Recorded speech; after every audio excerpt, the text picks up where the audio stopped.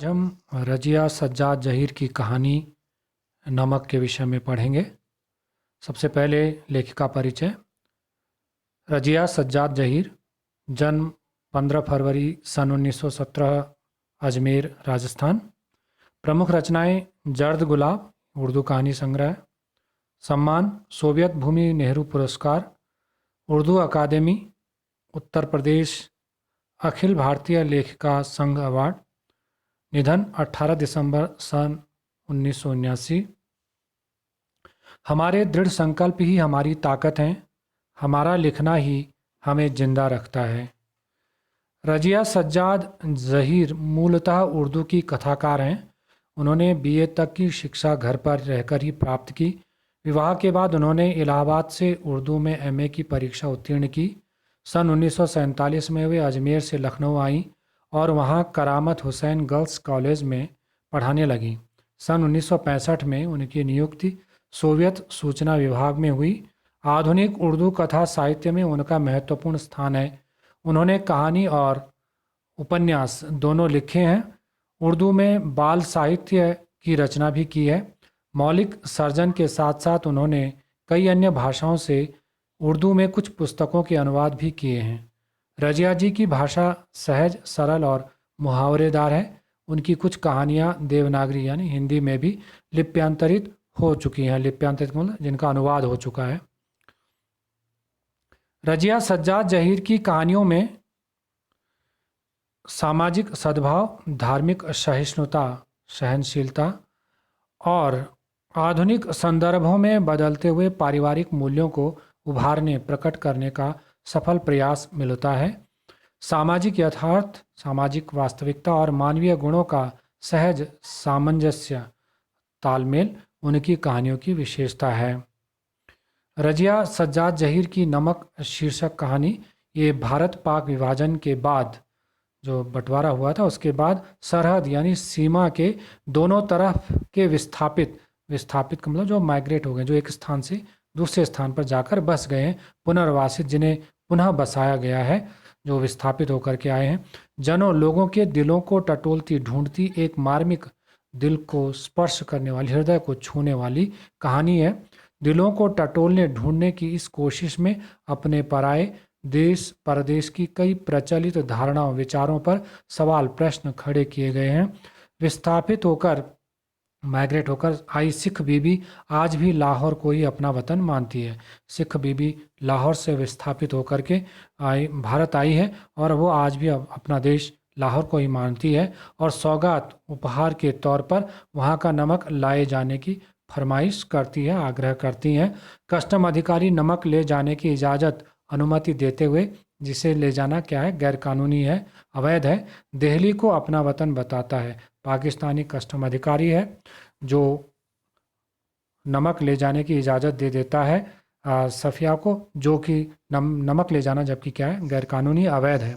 वो दिल्ली को अपना वतन बताता है क्योंकि विभाजन के समय वो दिल्ली छोड़ करके पाकिस्तान चला गया था। इसी तरह भारतीय कस्टम अधिकारी सुनील दास गुप्त का कहना है, मेरा वतन ढाका है। और फिर जब बांग्लादेश बना तो बांग्लादेश से विस्थापित होकर जो सुनील दास गुप्त जो भारतीय कस्टम अधिकारी है वो बांग्लादेश से भारत आ गए। अब वो अभी भी अपने वतन ढाका जो बांग्लादेश की राजधानी है उसे ही मानते हैं। राष्ट्र राज्यों की नई सीमा रेखाएं खींची जा चुकी हैं, अर्थात उनके बीच में सरहद, इस जो सीमा है वो रेखा खींची जा चुकी है कि इस पार उसके पार दूसरा राष्ट्र और इस प्रकार इसके इधर दूसरा देश है। और मजहबी धार्मिक आधार पर लोग इन रेखाओं के इधर उधर अपनी जगहें मुकर्रर कर चुके हैं, निश्चित कर चुके हैं। इसके बावजूद जमीन पर खींची गई रेखाएं उनके अंतर्मन, उनके हृदय तक नहीं पहुंच पाई हैं। राजनीतिक यथार्थ के स्तर पर उनके वतन की पहचान क्या हो चुकी है, बदल चुकी है, किंतु उनका यह हार्दिक यथार्थ नहीं बन पाया है। भले ही राजनीतिक दृष्टिकोण से उनका देश बदल गया है, लेकिन हृदय के स्तर पर वो अभी भी उसे अपना वतन मानते हैं। एक अनचाही का मतलब अनिच्छित, अप्रीतिकर, अप्रिय बाहरी बाध्यता, मजबूरी ने उन्हें अपने अपने जन्म स्थानों में विस्थापित तो कर दिया है, वहाँ उनको माइग्रेट तो कर दिया है, स्थान भ्रष्ट के स्थानच्युत तो कर दिया है, पर वह अपने दिलों पर कब्जा नहीं कर पाई, उन पर अपना अधिकार नहीं कर पाई है। नमक जैसी छोटी सी चीज का सफर पहचान के इस हार्दिक पहलू को परत दर परत क्या करता है, उघाड़ देता है, प्रकट कर देता है। यह हार्दिक पहलू, ये हृदय का भावनाओं का जो ये पहलू है, जब तक सरहद के सीमा के आर पार जीवित है, सीमा के इधर भी और उधर भी जीवित है, तब तक यह उम्मीद की जा सकती है कि राजनीतिक सरहदें एक दिन बेमानी बेमतलबी हो जाएंगी। जो राजनीतिक सीमाएं हैं वो एक दिन बेमानी हो जाएंगी। लाहौर के कस्टम अधिकारी का यह कथन बहुत सारगर्भित बहुत गंभीर और बहुत गहरा और बहुत मतलब लिए हुए है। उनको यह नमक देते वक्त मेरी तरफ से कहिएगा कि लाहौर अभी तक उनका वतन है और दिल्ली मेरा। यदि अगर हम इस तरह की भावना एक दूसरे के प्रति रखेंगे तो बाकी सब रफ्ता रफ्ता धीरे धीरे ठीक हो जाएगा।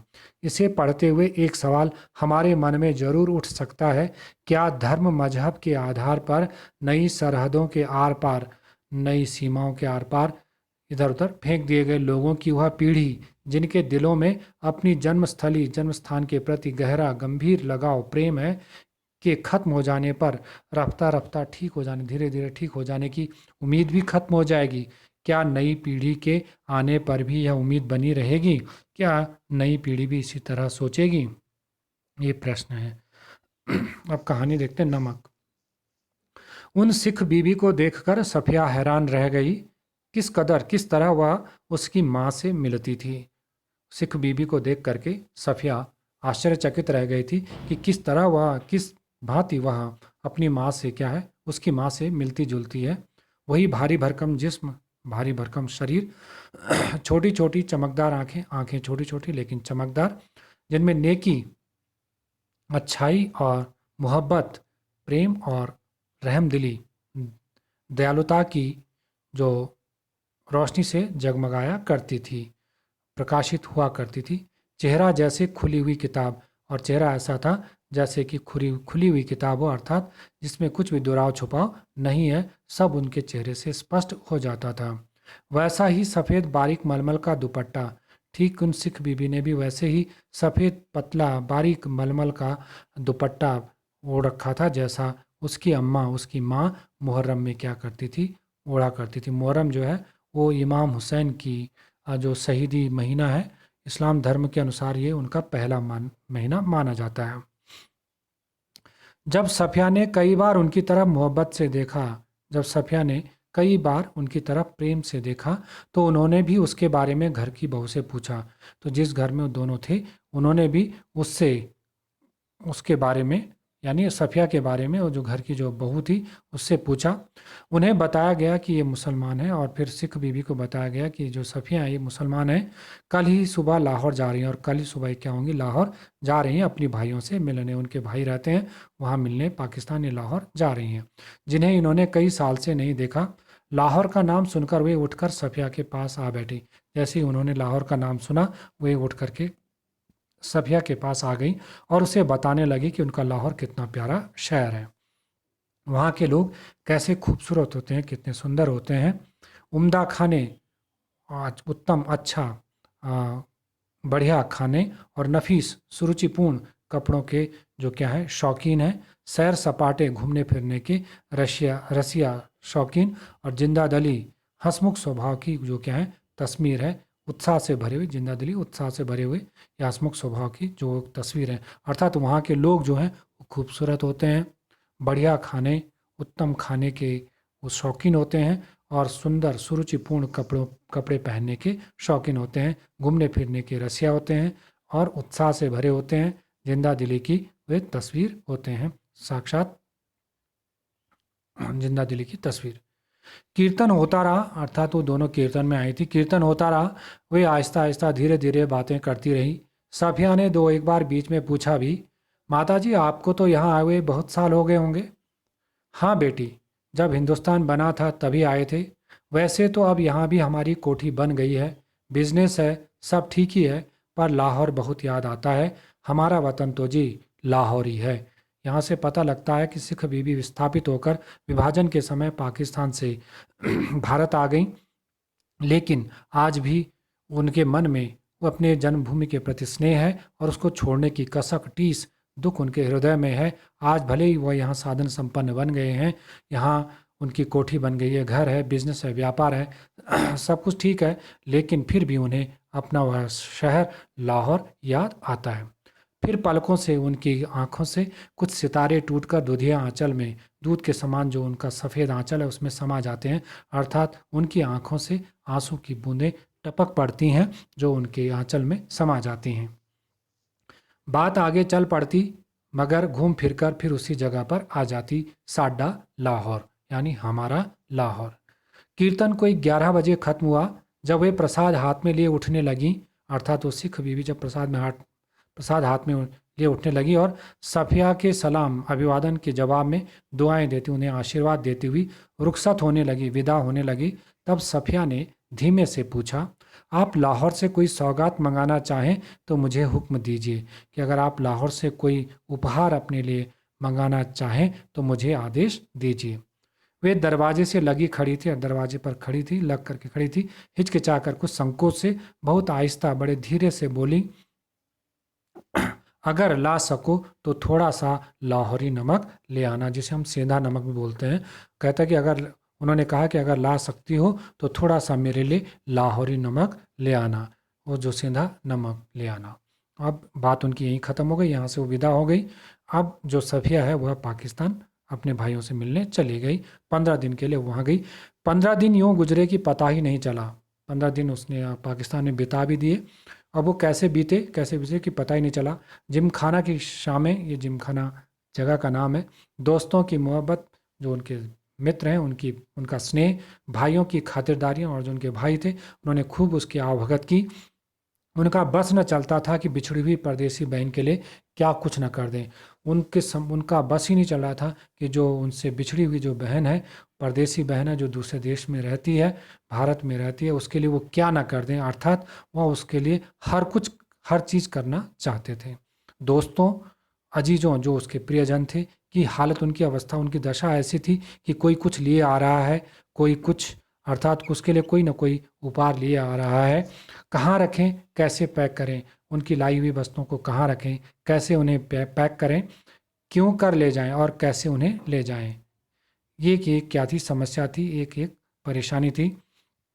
सबसे बड़ी समस्या, सबसे बड़ी परेशानी थी बादामी कागज़ की एक पुड़िया। बादामी कागज़ में बादामी कागज़ की एक छोटी सी पुड़िया, जिसमें कोई सेर भर, लगभग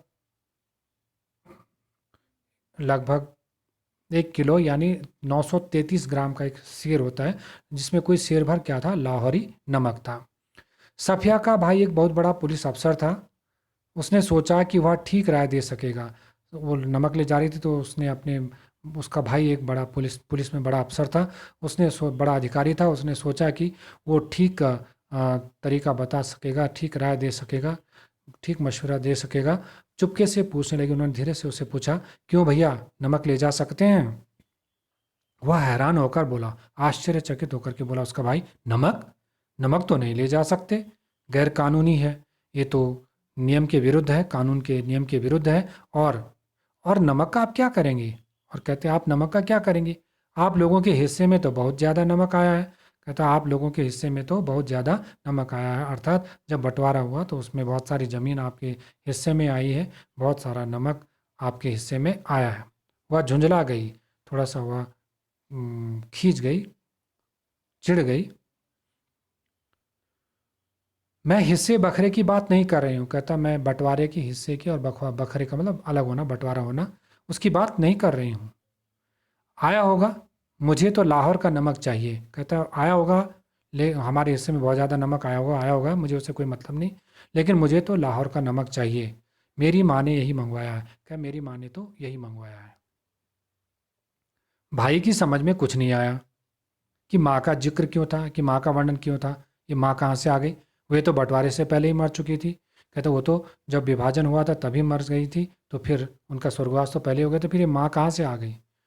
तो माँ, क्योंकि उसको सिख बीबी अपनी माँ की तरह लगी। जरा नरमी से समझाने के अंदाज में, बड़ा थोड़ा कोमलता से समझाने के अंदाज में, समझाने के तरीके से उसका भाई बोला, देखिए बाजी, देखिए बहन, आपको कस्टम से गुजरना है। आपको जो है सीमा शुल्क जहाँ पर लगता है, ठीक है, वहाँ से आपको क्या करना है, गुजरना है। और अगर एक भी चीज़ ऐसी वैसी निकल आई, अर्थात जो गैर कानूनी है, जिसको ले जाना कानूनन जुर्म है, कानून जिसकी इजाज़त नहीं देता, तो आपके सामान की चिंदी चिंदी बिखेर देंगे कस्टम वाले।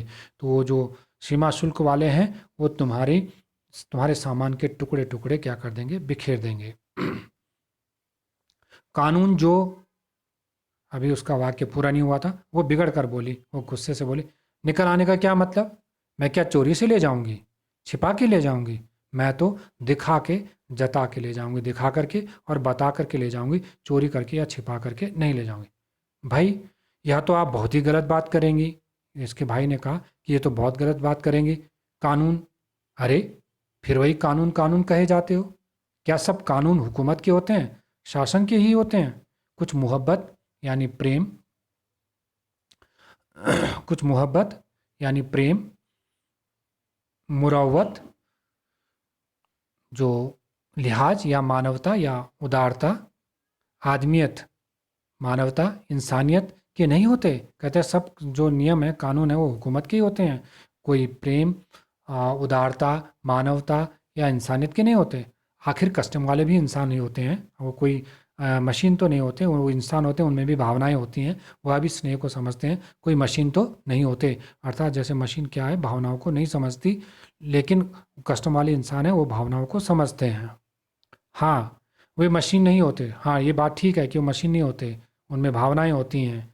लेकिन पर मैं आपको यकीन दिलाता हूँ, क्योंकि मैं आपको इस बात का विश्वास दिलाता हूँ, वे शायर भी नहीं होते, वे कवि या साहित्यकार भी नहीं होते। उनको तो अपनी ड्यूटी करनी होती है, उनको तो अपना कर्तव्य निभाना होता है। अरे बाबा, सफिया बोली, अरे बाबा, तो मैं कब कह रही हूँ कि वह ड्यूटी न करें, मैं कब कह रही हूँ कि वह अपने कर्तव्य का निर्वहन न करें? एक तोहफा है, एक उपहार है, वह भी चंद पैसों का, वह भी थोड़े से पैसों का। शौक से देख लें, अगर उन्हें शौक है तो देख लें कि क्या है, उसकी छानबीन कर लें।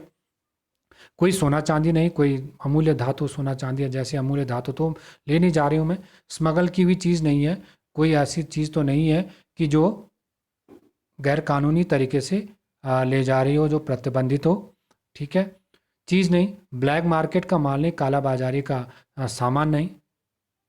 अब उसका भाई बोलने, बस अब आपसे कौन बहस करे, आप अदीब ठहरी, अदीब का मतलब साहित्यकार, आप तो साहित्यकार ठहरी, और सभी अदीबों का दिमाग थोड़ा सा तो ज़रूरी घुमा हुआ होता है, और जो साहित्यकार होते हैं उनका दिमाग जो है ना, वो थोड़ा सा खिसका हुआ तो होता ही है। वैसे मैं आपको बताए देता हूँ, लेकिन मैं आपको बता रहा हूँ कि आप ले नहीं जा पाएंगी, कि आप ये नमक ले नहीं जा पाएंगी, और बदनामी मुफ्त में हम सब की भी होगी, और हम सभी का भी क्या होगा, अपमान होगा। आखिर आप कस्टम वालों को कितना जानती हैं? आखिर आप उन कस्टम वालों के बारे में जानती ही कितना है? उनके बारे में कितना जानती हैं? उसने गुस्से से जवाब दिया, कस्टम वालों को जाने या न जाने, उसने, सफिया ने क्रोधित होकर के जवाब दिया, कस्टम वालों को मैं जानूं या न जानूं, पर हम इंसानों को थोड़ा सा ज़रूर जानते हैं, लेकिन हम इंसानों के बारे में थोड़ा बहुत जानते हैं। और रही दिमाग की बात, और अगर दिमाग की बात जो तुमने की, सो अगर सभी लोगों का दिमाग हम अदीबों की तरह, हम साहित्यकारों की तरह थोड़ा सा क्या होता, घुमा हुआ होता, तो यह दुनिया कुछ बेहतर ही, अच्छी ही जगह होती भैया। अर्थात जो साहित्यकार होता है वह दिमाग से नहीं, दिल से क्या लेता है, काम लेता है, वह भावनाओं को महत्व देता है, बुद्धि को नहीं, तर्क वितर्क को नहीं, या हानि लाभ को नहीं। इसलिए यदि अगर कहता है कि ये दुनिया साहित्यकारों पर ही टिपी होती तो बहुत अच्छी बात थी, क्योंकि वह दिल से काम लेते। मारे गुस्से के उसकी आंखों से आंसू बहने लगे, गुस्से के क्रोध के कारण उसकी आंखों से आंसू बहने लगे। उसका भाई सिर हिलाकर चुप हो गया। अगले रोज, दूसरे दिन 2 बजे दिन को उसे रवाना प्रस्थान होना था, वहाँ से रुखसत होना था, विदा होना था। सुबह के लिए बहुत व्यस्त कार्यक्रम बन चुका था। सुबह का जो उसका कार्यक्रम था वो बहुत बिजी था, बहुत व्यस्त था, इसलिए उसे सारी पैकिंग रात ही को करनी थी। इसलिए उसको अपने सामान को, सारे सामान को रात को ही क्या करना था, पैक करना था। कमरे का दरवाज़ा अंदर से बंद करके वह सामान बांधने लगी। इधर उधर फैली हुई चीज़ें धीरे धीरे सिमट कर मतलब इकट्ठा होकर इकट्ठा होकर सूटकेस और बिस्तर बंद में चली गई। बिस्तर बंद, जिसको हॉलडाल बोलते हैं आप। सिर्फ 2 चीज़ें रह गई। केवल दो चीज़ें रह गई। एक तो वह छोटी सी टोकरी जिसमें कीनू थे। कीनू आपने देखा होगा माल्टा और संतरे से के मिश्रण से बना हुआ एक फल होता है। एक तो वो दो चीज़ें रह गई थी, बाकी सारा सामान तो उसने समेट लिया था, पैक कर लिया था। एक छोटी सी टोकरी जिसमें कीनू थे, एक दोस्त का तोहफा, एक उसके मित्र का उपहार, संतरे और माल्टे को मिलाकर पैदा किया गया फल। जो कीनू होता है वो संतरे और माल्टे को मिला करके बनाया गया फल होता है। माल्टे की तरह रंगीन और मीठा, संतरे की तरह नाजुक कोमल। और दूसरी थी वह नमक की पुड़िया, और दूसरी थी वो नमक की पुड़िया जो वो सिख बीबी के लिए ले जाना चाहती थी। अब सफिया का गुस्सा अब सफिया का गुस्सा उतर चुका था। अब अभी तक जो उसका गुस्सा था वो अब ठंडा हो चुका था, उतर चुका था। भावना के स्थान पर अभी तक वह भावनाओं से अभी तक वह हृदय से काम ले रही थी। अब भावना के स्थान पर धीरे धीरे बुद्धि उस पर हावी हो रही थी, प्रभावी हो रही थी। अब वो सोचने लगी थी, दिमाग से सोचने लगी थी, नमक की पुड़िया ले तो जानी है, पर कैसे? नमक की पुड़िया ले तो जानी है, पर कैसे ले जाएंगे? अच्छा, अगर इसे हाथ में ले लें और कस्टम वालों के सामने सबसे पहले इसी को रख दें। एक उपाय तो यह है कि इसको हाथ में रख लें, किसी सामान के अंदर पैक ना करें, और कस्टम वालों के सामने सबसे पहले इसी को रख दें कि भाई मैं ये ले जा रही हूँ। लेकिन अगर कस्टम वालों ने न ले ले न ने न जाने दिया तो, अगर उन्होंने कस्टम वालों ने उसे न ले जाने दिया तो मजबूरी है, छोड़ देंगे। तो फिर तो मजबूरी है, हम उसको यहीं छोड़ देंगे। लेकिन फिर उस वायदे का क्या होगा? फिर उसने सोचा कि उस वचन का क्या होगा अगर वो यहीं छोड़ देगी, उसको लेकर के नहीं जाएगी, तो उस वचन का क्या होगा जो हमने अपनी माँ से किया था, अर्थात जो सिख बीबी को उन्होंने वचन दिया था कि वह जरूर लेकर के आएंगी, उस वचन का उस क्या होगा? उनका वचन भंग हो जाएगा। हम अपने को सैयद कहते हैं, हम अपने को मुसलमान कहते हैं, फिर वायदा करके झुठलाने के क्या मायने? अर्थात सच्चा मुसलमान वह है जो अपने वचन का क्या पक्का है। सच्चा सैयद वही है जो अपने शब्दों का मान रखता है। फिर वायदा करके झुठलाने का क्या मायने, उसका क्या मतलब? जान देकर भी वायदा पूरा करना होगा, अपने प्राण दे करके भी अपने वचन को निभाना होगा। मगर कैसे? लेकिन फिर भी कैसे? अच्छा, अगर इसे कीनों की टोकरी में सबसे नीचे रख लिया जाए तो? फिर उसे विचार आया कि यदि अगर इस पुड़िया को कीनों की टोकरी में सबसे नीचे रख ले तो इतने कीनों के ढेर में भला कौन इसे देखेगा? तो ये कीनों का इतना बड़ा ढेर है, उसमें से कौन इसे देखेगा?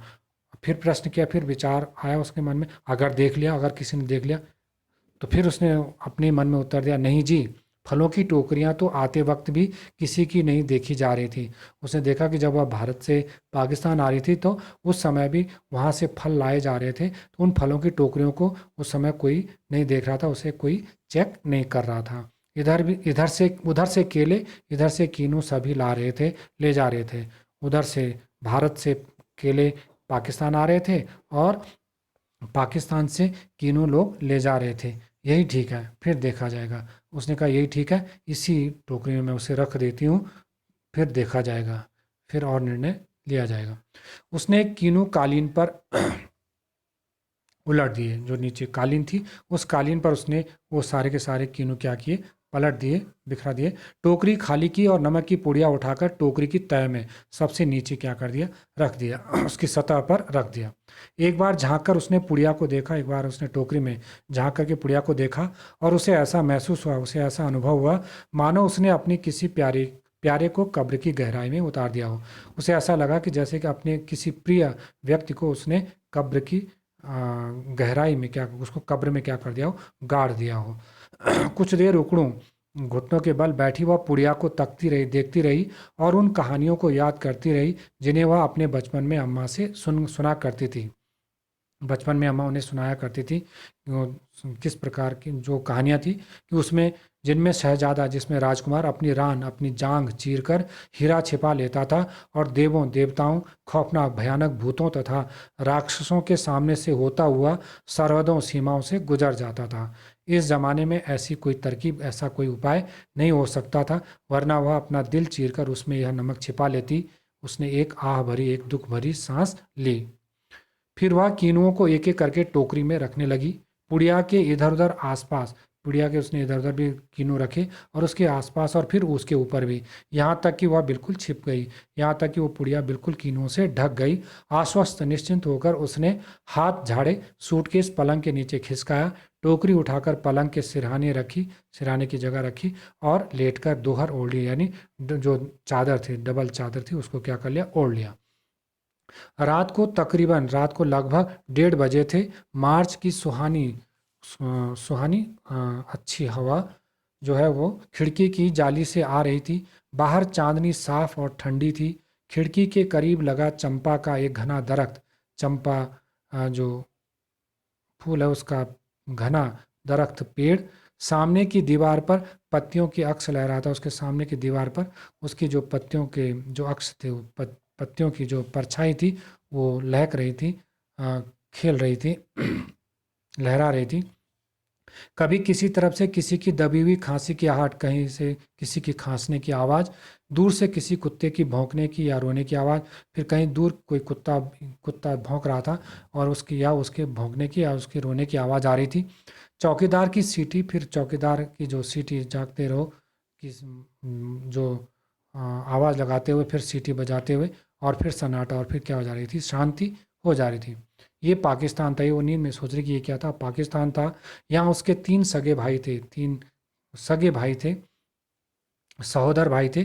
बेशुमार बहुत सारे चाहने वाले दोस्त थे। बाप की कब्र थी, अर्थात उनके पिता की मृत्यु यहीं थी तो उनकी कब्र यहीं थी। नन्हे नन्हे छोटे छोटे भतीजे भतीजियाँ थीं जो उससे बड़ी मासूमियत, बड़े भोलेपन से पूछते, फूफी जान, आप हिंदुस्तान में क्यों रहती हैं, जहाँ हम लोग नहीं आ सकते? उन सबके और सफिया के बीच में एक सरहद थी, एक सीमा थी, और बहुत नोकदार, बहुत तीखी नोक वाली लोहे की छड़ों का एक जंगला, एक जाल, जो कस्टम कहलाता था, जिसे क्या कहते थे, कस्टम कहते थे। कल वह लाहौर से चली जाएगी। कल वो फिर लाहौर से क्या हो जाएगी, चली जाएगी। हो सकता है साल भर बाद फिर आए, हो सकता है कि 1 साल के बाद फिर आए। 1 साल से पहले तो वह आ भी नहीं सकती थी, और यह भी हो सकता था कि आप कभी ना आ सके। उसकी आंखें आहिस्ता आहिस्ता बंद होने लगी। धीरे धीरे उसकी आंखें बंद होने लगी, अर्थात उसे नींद आने लगी। फिर उसे एक सफ़ेद, अब ये सपने में वो देख रही है कि एक सफ़ेद दुपट्टे का दूधिया आंचल लहराता दिखाई देने लगा। सपने में उसने देखा कि सफ़ेद दुपट्टे का जो दूधिया आंचल है वो लहरा रहा है, जिस पर यहाँ वहाँ सितारे झिलमिला रहे थे, जिस पर इधर उधर सितारे क्या हुए थे, बने हुए थे, वो झिलमिला रहे थे, चमक रहे थे। हमें वहाँ से आए तो बहुत दिन हो गए। यहाँ हमारी कोठी भी है, बिजनेस भी है, हम यहाँ बस भी गए हैं, पर हमारा वतन तो जी लाहौर है। ये किसका कथन है? ये सिख बीबी का कथन है, जो उन्होंने शुरू में कहा था, और जिसके बाद उन्होंने कहा था कि मेरे लिए लाहौर से नमक ले आना, हमारा वतन तो लाहौर ही है। ये उसे सपने में वो सिख बीबी दिखाई दे रही है और उसके शब्द सुनाई दे रहे हैं। फिर उसे सपने में दिखा इकबाल का मकबरा। मकबरा होता है जहाँ पर उसकी कब्र बनाई जाती है बड़े लोगों, तो इकबाल का मकबरा था, इकबाल की कब्र थी। लाहौर का किला, किले के पीछे डूबते हुए सूरज की नारंगी किरणें, संतरी किरणें, आसपास से फैलता हुआ और प्रकट होता हुआ अंधेरा, उस रंगीन अंधेरे में बहती हुई नरम हवा, कोमल हवा, उस हवा में रची हुई मौलश्री जो फूल है उसकी खुशबू, और खुशबू सुगंध, और मकबरे की सीढ़ियों पर बैठे हुए 2 इंसान, ये सब कुछ वह सपने में देख रही है। सिर झुकाए चुपचाप उदास से वो दोनों दोनों इंसान, वो उसका मित्र था, वो दोनों बैठे हुए थे, सिर झुकाए हुए चुपचाप थे, उदास थे, दुखी थे, जैसे 2 बेजान परछाइयाँ। ऐसे लगे जैसे परछाइयाँ होती जिनमें जीवन नहीं होता, निर्जीव। बेजान का मतलब निर्जीव। तो तुम कल चली जाओगी? उसने प्रश्न किया, उसके मित्र ने प्रश्न किया कि तुम कल चली जाओगी? हाँ, सफिया ने जवाब दिया, हाँ। अब कब आओगी? फिर उसने प्रश्न किया, अब कब आओगी? मालूम नहीं। फिर सफिया ने उत्तर दिया, मालूम नहीं, शायद अगले साल, शायद कभी नहीं, शायद अगले वर्ष, या फिर शायद कभी नहीं। ये सपने में देख रही है और बातें उसे याद आ रही हैं। अचानक उसकी आंख खुल गई, अचानक उसकी नींद खुल गई। शायद उसने मकबरे की सीढ़ियों के नीचे लगी दूब से एक पत्ती तोड़ी थी। ऐसा लगा सपने में जैसे उसने मकबरे की सीढ़ियों के नीचे, जो इकबाल का जो कब्र थी, उसके सीढ़ियों के नीचे लगी हुई जो दूब थी, उस दूब की एक पत्ती उसने क्या की थी, तोड़ी थी, जिस पर ठंडी ओस जमनी शुरू हो गई थी, क्योंकि अंधेरा हो गया था, जिस पर वो ठंडी ओस जमनी क्या हो गई थी, शुरू हो गई थी। लेकिन वास्तव में ये वो सपने में देख रही थी। हुआ ये था कि नींद में करवट लेते हुए, नींद में उस करवट बदलते हुए, उसका हाथ कीनों से लबालब, कीनों से पूरी तरह भरी हुई टोकरी पर क्या हुआ था, जा पड़ा था। रसीले ठंडे कीनों जिनको देते वक्त उसके दोस्त ने कहा था, ये उनके दोस्त का तोहफा था। वो रसीले रसयुक्त ठंडे कीनू थे, जिनको देते वक्त उसके दोस्त ने कहा था, यह हिंदुस्तान पाकिस्तान की एकता का मेवा है। कहते जैसे आ, माल्टा और संतरे से मिलकर के ये एक कीनू बना है, वैसे ही तुम हिंदुस्तान में हो, मैं पाकिस्तान में हूँ, तो ये हिंदुस्तान और पाक, लेकिन फिर भी हमारे बीच मित्रता है। तो ये हिंदुस्तान पाकिस्तान की एकता का क्या है, मेवा है, उसका एक प्रतीक है, उसकी मित्रता का। अब वो अब प्लेटफॉर्म पे आ गई है, भारत आने के लिए तैयार है। सफ़िया फर्स्ट क्लास के वेटिंग रूम में बैठी थी। प्रतीक्षालय, वेटिंग रूम, प्रतीक्षालय में बैठी थी। दिल्ली तक का जो किराया था उसके भाई ने दिया था। वह हाथ में टिकट दबाए वेटिंग रूम के बाहर, प्रतीक्षालय के बाहर प्लेटफॉर्म पर टहल रहा था, चहलकदमी कर रहा था, घूम रहा था। वह अंदर बैठी चाय की प्याली हाथ में लिए, और सफ़िया अंदर बैठी हुई चाय की प्याली उसने हाथ में ले रखी थी। कीनुओं की टोकरी पर निगाहें दृष्टि जमाए यह सोच रही थी, विचार कर रही थी कि आसपास इधर उधर इतने लोग हैं, लेकिन सिर्फ वही जानती है कि टोकरी की तह में, टोकरी के नीचे, टोकरी की सतह पर, कीनों के नीचे नमक की क्या है, पुड़िया। इतने लोग इधर हैं, लेकिन केवल वही जानती है कि इस कीनों की टोकरी में नमक की पुड़िया है। जब उसका सामान कस्टम पर जांच के लिए बाहर निकाला जाने लगा, तो उसे एक झिरझिरी सी, एक कंपकपी सी आई, और एकदम से उसने फैसला लिया कि मोहब्बत, प्रेम का यह तोहफा, ये उपहार चोरी से नहीं जाएगा। नमक कस्टम वालों को दिखाएगी वह। उसने जल्दी से पुड़िया निकाली और हैंडबैग में रख ली, जिसमें उसका पैसों का पर्स और पासपोर्ट आदि थे। सब सामान कस्टम से होकर रेल की तरफ चला, तो वह कस्टम अफसर की तरफ बढ़ी। ज़्यादातर मेज़ें क्या हो चुकी थी, खाली हो चुकी थी, अर्थात अधिकतर मुसाफिर ट्रेन की तरफ चल पड़े थे। एक दो पर इक्का दुक्का सामान रखा था, एक दो जगह पर छोटे एक दो सामान रखा हुआ था। वहीं एक साहब खड़े थे, वहीं पर वो कस्टम का एक ऑफिसर खड़ा था। लंबा कद, उनका कद लंबा था, दुबला पतला, जिसमें शरीर जो था वो दुबला पतला था, खिचड़ी बाल, उलझे हुए बाल, और आंखों पर ऐनक, और आंखों पर उन्होंने चश्मा पहना हुआ था। वो एक कस्टम अफसर की वर्दी पहने तो थे, उन्होंने कस्टम अफसर की वर्दी तो पहनी तो थी, मगर उन पर वह जच नहीं रहता, लेकिन उन पर वो अच्छी नहीं रहती, फब नहीं रहती। सफिया कुछ हिचकिचाकर, कुछ संकोच से बोली, मैं आपसे कुछ पूछना चाहती हूँ। उन्होंने उससे, उस कस्टम अफसर से कहा कि मैं आपसे कुछ पूछना चाहती हूँ। उन्होंने नज़र भरकर ध्यान से उसे गौर से देखा, ध्यान से देखा, और बोले, फरमाइए, कहिए। उनके लहजे, जो बोलने का उनका तरीका था, ने सफ़िया की हिम्मत को क्या कर दिया, बढ़ा दिया। आप आप कहाँ के रहने वाले हैं? उसने प्रश्न किया कि आप कहाँ के रहने वाले हैं? उन्होंने कुछ हैरान, आश्चर्यचकित होकर उसे फिर गौर से देखा, ध्यान से देखा, कि जब मैं पाकिस्तान का कस्टम अधिकारी हूँ तो निश्चित रूप से पाकिस्तान का ही रहने वाला हूँ, लेकिन फिर भी जब उसने पूछा कि आप कहाँ के रहने वाले हो, इस प्रश्न पर वो हैरान हुआ और उसने बड़े ध्यान से देखा। मेरा वतन दिल्ली है। कहता, मेरा वतन क्या है? दिल्ली है, दिल्ली है। आप भी तो हमारी ही तरफ की मालूम होती हैं, आप भी तो ऐसा लगता है कि आप भी भारत की ही हैं, अपने अजीज़ों से, अपने प्रियजनों से मिलने आई होंगी। जी हाँ, मैं लखनऊ की हूँ, सफ़िया ने उत्तर दिया कि जी हाँ, मैं लखनऊ की हूँ, अपने भाइयों से मिलने आई थी। वे लोग इधर आ गए हैं। वे लोग क्या हो गए, वहाँ भारत छोड़ करके पाकिस्तान आ गए हैं। आपको आपको भी तो शायद आए। कहता, आपको भी तो शायद इधर आए। जी, जब पाकिस्तान बना था तभी आए थे, मगर हमारा वतन तो दिल्ली ही है। कहता, हाँ, जब पाकिस्तान बना था, अर्थात जब विभाजन हुआ था, तो तब हम इधर दिल्ली को छोड़ करके इधर आ गए थे, लेकिन हमारा वतन तो क्या है, दिल्ली ही है। आज तक वो अपना वतन दिल्ली को ही मानता है। सफ़िया ने हैंडबैग मेज़ पर रख दिया और नमक की पुड़िया निकालकर उनके सामने रख दी, और फिर आहिस्ता आहिस्ता, धीरे धीरे, रुक रुक कर उनको सब कुछ बता दिया। उनको सारी कहानी बता दी कि वो नमक क्यों लेके जा रही है। सिख बीवी ने उससे मंगवाया है। वो विभाजन के समय वो लाहौर से दिल्ली उनको मजबूरन जाना पड़ा। सारी कहानी उसने बता दी। उन्होंने पुड़िया को धीरे से अपनी तरफ सरकाना शुरू किया। वो जो कस्टम अफसर था, उसने धीरे से पुड़िया को अपनी तरफ खिसकाना शुरू किया, सरकाना, खिसकाना शुरू किया। जब सफ़िया की बात खत्म हो गई, तब उन्होंने पुड़िया को दोनों हाथों में उठाया, अच्छी तरह लपेटा और खुद सफ़िया के बैग में रख दिया। बैग सफ़िया को देते हुए बोले, मोहब्बत तो कस्टम से इस तरह गुजर जाती है कि कानून हैरान रह जाता है। कहता, प्रेम तो कस्टम से इस तरह गुजर जाता है कि वो कानून की नज़रों से बच करके क्या हो जाता है, निकल जाता है, कि कानून क्या हो जाता है, हैरान रह जाता है, आश्चर्यचकित रह जाता है। वह चलने लगी तो वे भी खड़े हो गए और कहने लगे, जामा मस्जिद की सीढ़ियों को मेरा सलाम कहिएगा। जामा मस्जिद दिल्ली में है, सभी को पता है। कहता उन सीढ़ियों को मेरा क्या कहिएगा, अभिवादन करिएगा, सलाम कहिएगा।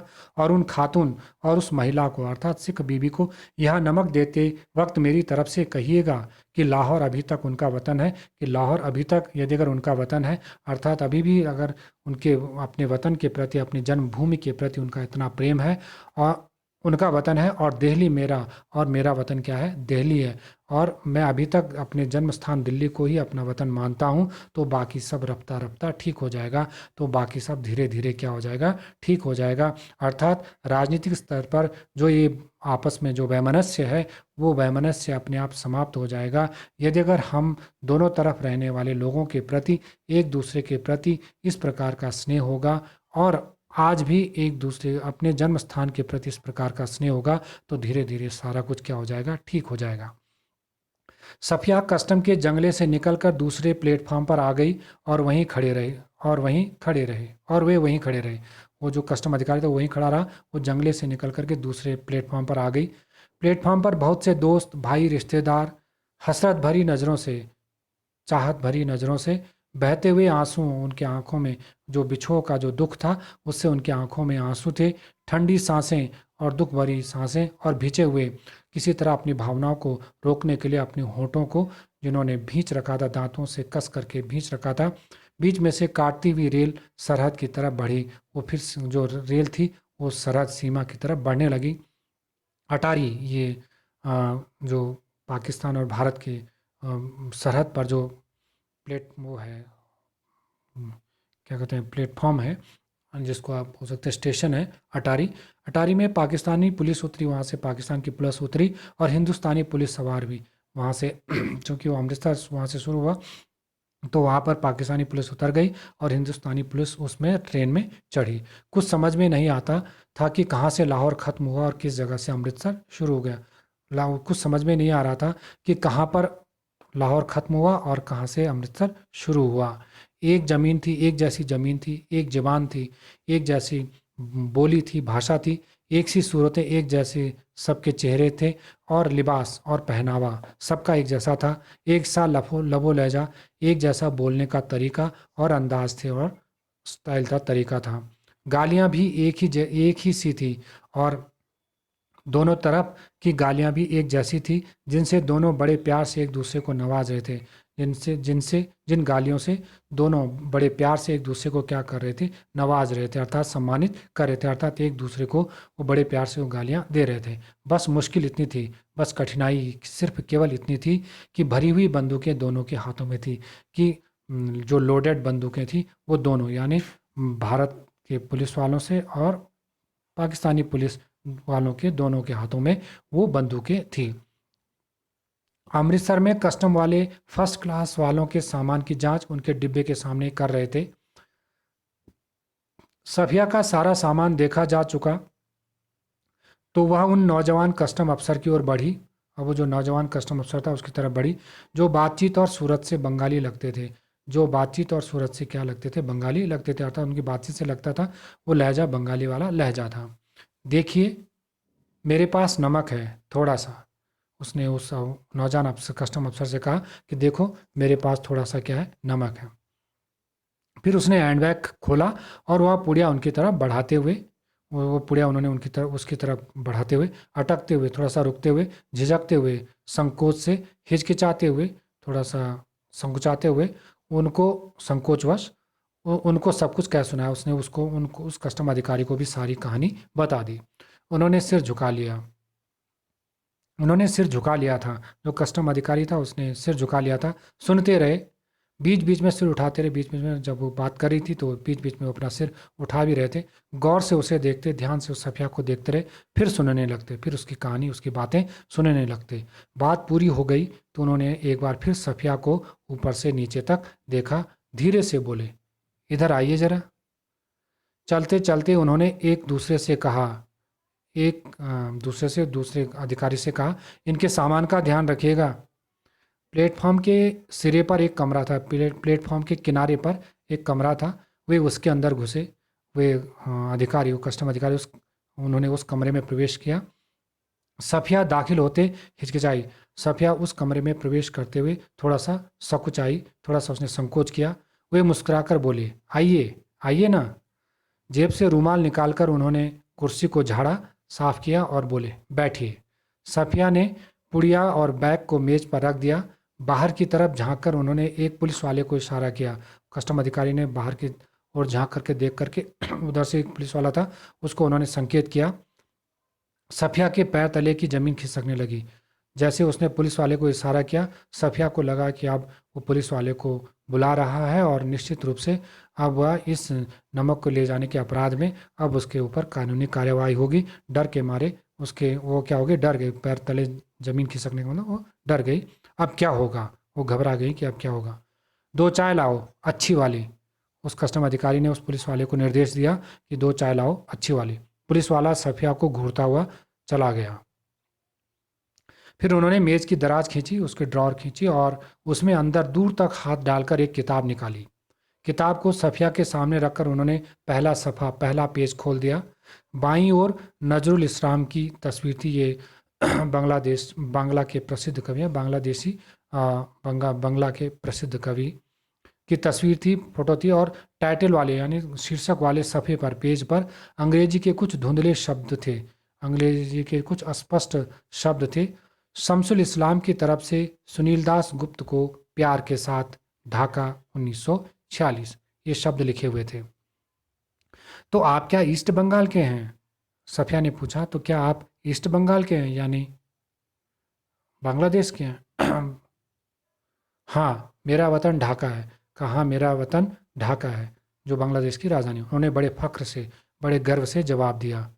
तो आप यहाँ कब आए? तो आप यहाँ कब आए यानी भारत कब आए? जब डिवीज़न हुआ तभी, जब भारत और बांग्लादेश का विभाजन हुआ तभी आए। मगर हमारा वतन ढाका है। लेकिन हमारा वतन तो क्या है? ढाका है।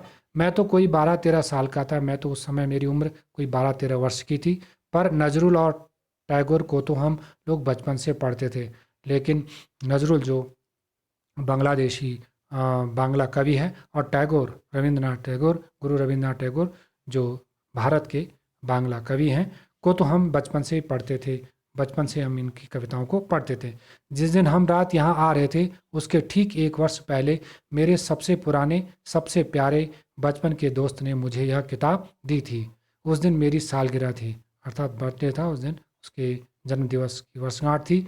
फिर हम कलकत्ता रहे, पढ़े, नौकरी भी मिल गई, पर हम वतन आते जाते थे। हम कलकत्ता ही रहे, वहाँ पढ़े, नौकरी भी मिल गई, लेकिन हम वतन आते जाते थे। लेकिन फिर भी हम देश क्या करते थे? अपने देश आते जाते थे। वतन? फिर प्रश्न किया। सफिया ने जरा हैरान होकर, आश्चर्यचकित होकर पूछा, वतन? तुम तो भारत के रहने वाले हो, फिर वतन कौन सा? मैंने आपसे कहा ना कि मेरा वतन ढाका है। फिर उसने कहा, उसने थोड़ा बुरा मान करके कहा कि मैंने कहा ना कि मेरा वतन क्या है? ढाका है। हाँ हाँ, ठीक है ठीक है, सफिया जल्दी से बोली।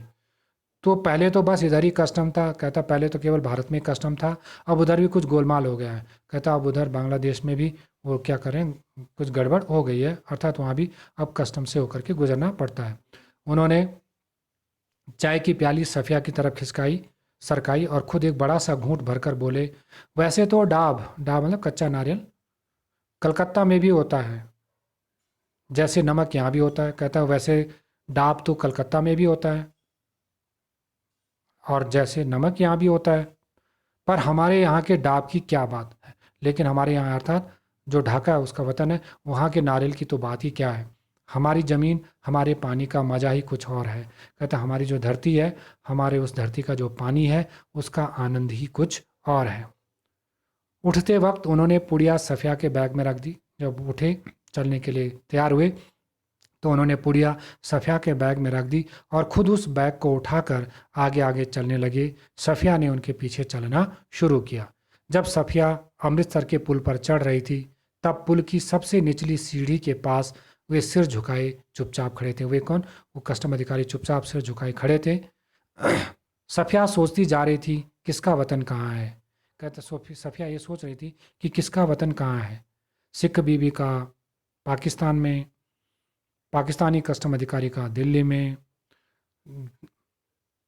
जो भारत का कस्टम अधिकारी है उसका वतन बांग्लादेश में।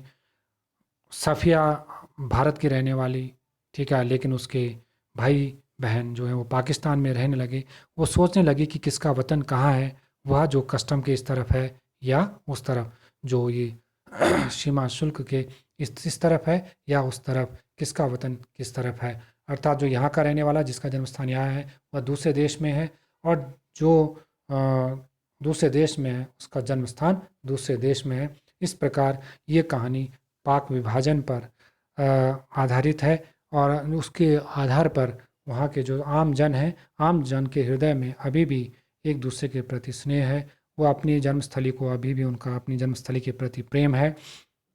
कहानी का जो शीर्षक नमक है, वो नमक, एक तो नमक लाने की जो कहानी है उस पर भी आधारित है, और दूसरा नमक ये है नमक का अर्थ है कि जैसे भोजन होता है, उस भोजन में अगर नमक ना पड़े तो चाहे भोजन कितना भी अच्छा हो, लेकिन उसमें स्वाद क्या आता है, नमक से ही आता है। बिना नमक के वो भोजन कितना भी अच्छा बना हो उसमें स्वाद नहीं आता है। वैसे ही जीवन भले ही कितना ही समृद्ध हो, कितना ही खुशहाल हो, उसमें सब कुछ अ, हो, लेकिन अगर उसमें स्नेह नहीं है, आपसी मोहब्बत नहीं है, मोहब्बत का नमक, स्नेह का नमक नहीं है, तो वह जीवन क्या है, नीरस है, रसहीन है, फीका है। ठीक वैसे ही जैसे ही नमक विहीन कोई भोजन होता है। धन्यवाद।